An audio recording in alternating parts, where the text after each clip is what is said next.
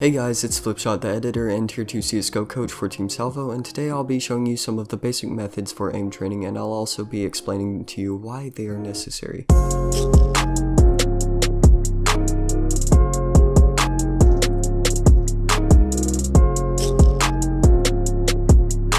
In the world of CSGO, there are many styles of aim training and many mechanics you'll need to learn along the way to obtain the skills necessary for the more basic side of aim training. It's often mistaken that you just need a simple game of deathmatch to warm up, and while typically for the more experienced players it is, there is a lack of game knowledge in players with a lesser amount of experience that needs to be discussed first, such as crosshair placement, pre-firing, aiming, executing routes, timing, etc. So with that out of the way, let's get started.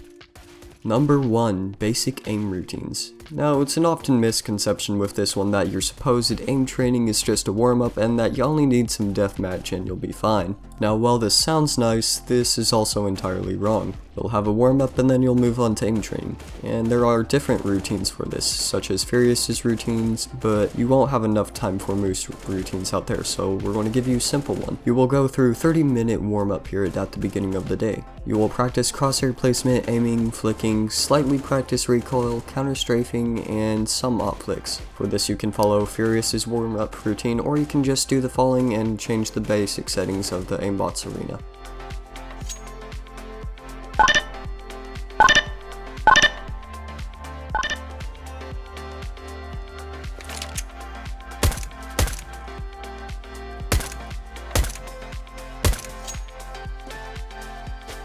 After this, you can take a break, sleep, or do something productive for at least 20 minutes. It's only for the health of your eyes and, well, your sanity, because things are about to take a turn. Once you're back from your break, you'll need to go into aim map or practice headshot only deathmatch. We'll list some of our recommended maps, and you'll be doing this for around 2 hours. Once done, you can queue up for a match or take yet another small break.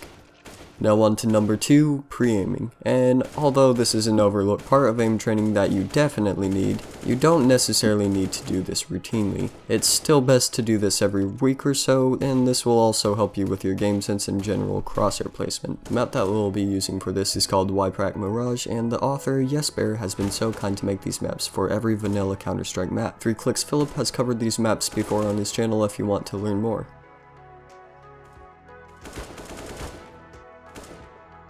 Number 3. Recoil. This one obviously is to learn the spray patterns or recoil patterns of guns. You'll be set in a map called Recoil Master, in which you can select a weapon of choice off the left wall and practice your recoil on the giant wall in front of the desk where you'll be sapping on. Now, something I need to quickly explain for this is that you only need to practice recoil patterns until you get your sensitivity down and you can control recoil on 80% accuracy. There's no mastering this skill, and it's really just all about hand movement and actually isn't that difficult. Spray transfer, however, is another story, and you can find a really good spray transfer course on Playmaster, which we'll have a link to in the description. And as a side note, this video is not sponsored by them. It's just one of the easier ways to learn some more advanced game mechanics.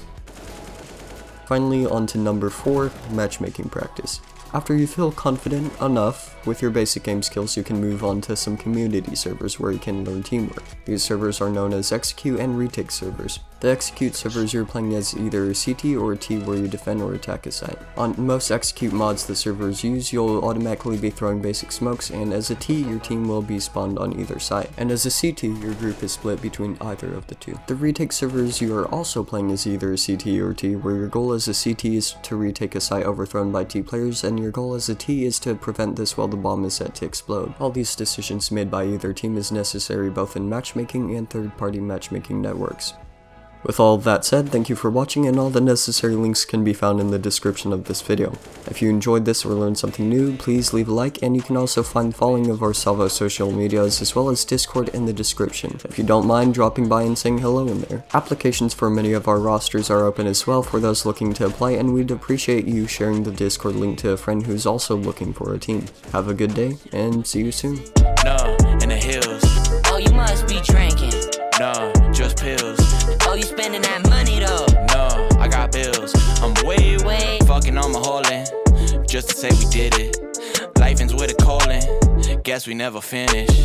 Made it through a whirlwind. I deserve a ribbon. If I ain't got paid for